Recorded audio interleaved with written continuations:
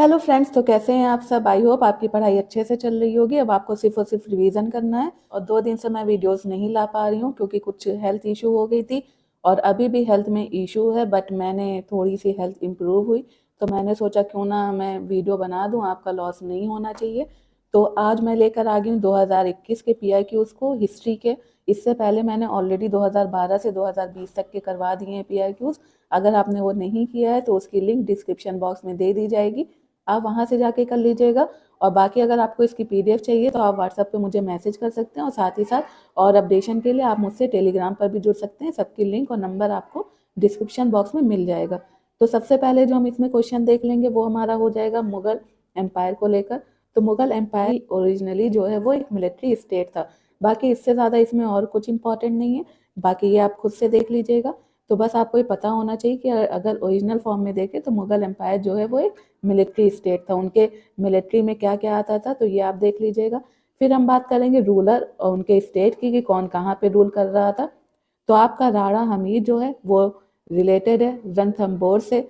राणा चंदा आपके मेवाड़ से रिलेटेड है। मलिक राजा फारूकी खंडेश से, और मलिक सरवर ख्वाजा जहां जौनपुर से, जिसमें मलिक राजा फारूकी फारूकी डायनेस्टी के थे और इनको हम मलिक राजा के नाम से भी जानते। फिर है राणा हमीर, ये चौहान डायनेस्टी से बिलोंग करते थे और ये पृथ्वीराज चौहान के लीनियज थे। फिर हम बात करेंगे राणा चंदा की, जो थर्ड सिसोदिया रूलर थे मेवाड़ के महाराणा लखा, तो उनके सबसे बड़े बेटे थे और इनको हम लोग भीष्म ऑफ मेवाड़ भी कहते हैं। तो उसके बाद हम देख लेते हैं नेक्स्ट। हाँ, उसके बाद आपका रह जाता है मलिक सरवर ख्वाजा जहां। तो ये शर्की डायनेस्टी से रिलेटेड थे जो कि जौनपुर में रूल कर रही थी। फिर उसके बाद हम देखेंगे अपना नेक्स्ट क्वेश्चन जो कि हो जाएगा इवेंट और ईयर को लेकर। तो जो साइमन कमीशन है वो आपका 1927 में आया था। इसको बाइकआउट किया गया था, रीजन क्या था ये आप कमेंट बॉक्स में बताइए। नेहरू रिपोर्ट आपकी आई थी 1928 में, शारदा एक्ट 1929 में, और दांडी मार्च 1930 में। इसमें कुछ इंपॉर्टेंट इंफॉर्मेशन है जो कि मैं आपको बताती चलूँ। बाकी तो आपको पता ही कि नेहरू रिपोर्ट क्या थी और साइमन कमीशन क्या था। बट ये जो आपका इंपॉर्टेंट है चाइल्ड मैरिज रेस्ट्रेंट एक्ट, तो ये पास हुआ था 28 सितंबर 1929 में। पीसीएस में डायरेक्टली ऐसे क्वेश्चन आ जाते हैं तो ये आपको पता होना चाहिए। जिसमें लड़कियों की जो एज है शादी की वो 14 साल और लड़कों की एज 18 साल बताई गई थी। उसके बाद और इसको शारदा एक्ट के नाम से भी जाना जाता है, हर बिलास शारदा की वजह से, जो कि इसके स्पॉन्सर थे। बाद में 1949 में इंडिया की आज़ादी के बाद इसको अमेंड किया गया, जिसमें लड़कियों की शादी की एज 15 और फिर 1978 में अमेंड करके लड़कियों की एज 18 और लड़कों की शादी की एज 21 कर दी गई। उसके बाद नेहरू रिपोर्ट क्या है, साइमन कमीशन क्या है, ये सब आपको पता ही है, ये आप देख लीजिएगा। फिर हम बात करेंगे तीर्थंकर और उन्होंने कहाँ पे निर्वाण प्राप्त किया था। वो निर्वाण क्या होता है, एक तरह से अपनी सारी ख्वाहिशों को त्याग देना, मोक्ष की प्राप्ति करना। तो इसमें ऋषभनाथ को निर्वाण प्राप्त हुआ था अष्टपद में। वसुपूज्या को मिला था चंपापुरी जो कि भागलपुर में। नेमिनाथ को मिला था उज्जैनता में, और महावीरा को मिला था पावापुरी में। तो ये आप देख लीजिएगा, ये सारी इंफॉर्मेशन इनके बारे में। उसके बाद हम देख के चलते हैं वैकोम सत्याग्रह। तो वैकोम सत्याग्रह देखिए, जब ये सब चीजें आती हैं तो इसमें पूछते क्या क्या है। इसमें आपसे जगह पूछ लेंगे कहाँ पे हुआ था, रीजन पूछ लेंगे क्यों हुआ था, साल पूछ लेंगे कब हुआ था, और साथ ही साथ किसने किया था। तो आपको लीडर पता होना चाहिए, साल पता होना चाहिए, जगह पता होना चाहिए, और रीजन पता होना चाहिए।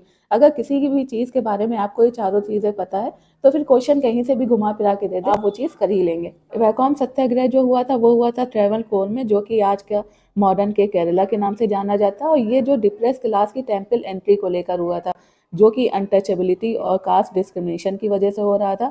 और ये कब हुआ था, 1924-1925 में।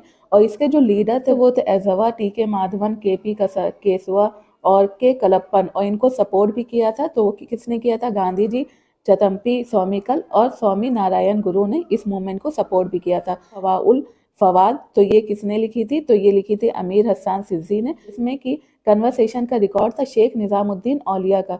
तो ये आपको पता होना चाहिए। उसके बाद इसमें बस इतना ही है, बाकी आप ये नीचे हम देख लेते हैं।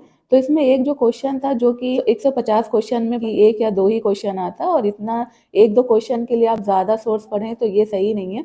तो मैंने एक क्वेश्चन यहाँ पे कवर करा दिया है, हालांकि इसका पार्ट नहीं है, बट आपको चीज़ें पता होनी चाहिए कि बाई चांस अगर क्वेश्चन रिपीट भी हो जाता है तो आप उसको देखते ही जान जाओ कि इसका आंसर ये होगा।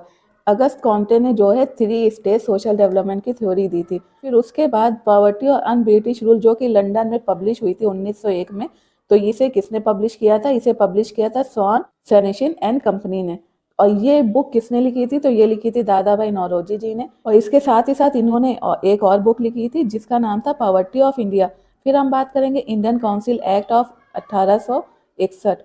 तो इसमें क्या हुआ था? इसमें जो वायसराय की पावर है उसको बढ़ाया गया था। साथ ही साथ इसमें पोर्टफोलियो सिस्टम भी रिकॉग्नाइज किया गया था। और किसने करवाया था इसे इंट्रोड्यूस? किसने करवाया था? लॉर्ड कैनिंग ने। कब करवाया था? 1859 में।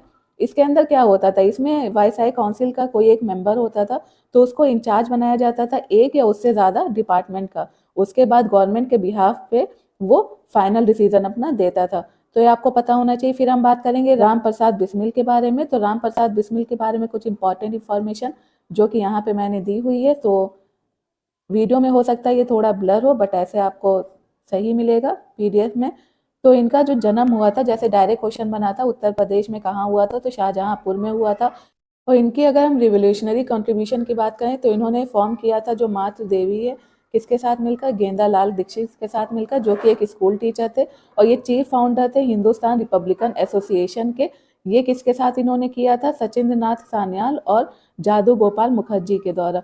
उसके बाद इन्होंने कुछ केसेस है इनसे रिलेटेड जो कि इंपॉर्टेंट हो जाता है। वो है मैनपुरी कॉन्स्पिरेसी केस 1918 का, जिसमें इन्होंने एक पंपलेट पब्लिश किया था जिसका नाम था देशवासियों का नाम। और इन्होंने डिस्ट्रीब्यूट किया था इसे अपनी पोएम मैनपुरी प्रतिज्ञा के साथ। फिर इन्होंने साथ ही साथ एग्जीक्यूट किया था काकोरी ट्रेन एक्शन 1925 में। इनके साथ और कौन थे? चंद्रशेखर आज़ाद और अशफाक उल्ला खान, जिन्होंने काकोरी ट्रेन को लूटा था। कहाँ पे? लखनऊ के पास। और काकोरी कॉन्स्पिरेसी केस के बाद जो है इनको 1927 में गोरखपुर जेल में फांसी दे दी गई। तो ये आपके लिए इंपॉर्टेंट हो जाता है, आप इसको देख लीजिएगा। हम बात करेंगे फॉरेन ट्रेवलर्स और वो कब कब आए। तो आपके रॉल्फ फिश आए थे 1591 में। उसके बाद विलियम हॉकिंस आए थे 1613 में। निकोल डॉक्टन आए थे 1615 में। और थॉमस राय आए थे 1619 में। बाकी मैंने और भी जो इम्पोर्टेंट है, जैसे आपका डोमिंगो पायस हो गया, नूनीज हो गया, निकोलो कॉन्टी हो गया, तो ये सब आपके इम्पोर्टेंट हो जाते हैं। और ये कब कब आए थे, किसके किसके शासनकाल में आए थे, तो ये आपको पता होना चाहिए। तो ये आप देख लीजिएगा। अगर आप इससे रिलेटेड कुछ निमोनिक्स भी बना लेते हैं तो आपके लिए और इजी हो जाएगा इसको याद करना। फिर हम बात करेंगे सरदार वल्लभ भाई पटेल जी की, जिन्होंने बोला था कि आप कोई ऐसी कंट्री दिखाओ जो कि सेपरेट इलेक्ट्रोड करवाती हो। तो सरदार वल्लभ भाई पटेल कौन है? तो इनको हम आयरन मैन ऑफ इंडिया भी बोलते हैं। ये पहले डिप्टी प्राइम मिनिस्टर और होम मिनिस्टर ऑफ इंडिया थे। इनसे रिलेटेड जो सत्याग्रह वो है बरदौली सत्याग्रह। ये कब और कहाँ हुआ था ये आपको बताना है। और यहीं पे जो औरतें हैं, इसी सत्याग्रह की औरतों ने इनको उपाधि दी थी सरदार की। तब से इनको लोग सरदार वल्लभ भाई पटेल बोलने लगे। उसके बाद जो सातवाहन किंग्स थे वो प्राकृत लैंग्वेज यूज करते थे। तो ये आप देख लीजिएगा। जो कानपुर कॉन्स्पिरेसी केस हुआ था 1924 में, तो इसको हम कानपुर बोल्शेविक कॉन्स्पिरेसी केस भी के नाम से भी जानते हैं, जो कि कंट्रोवर्शियल कोर्ट केस था जो कि शुरू हुआ था ब्रिटिश इंडिया में। कब हुआ था? 1924 में।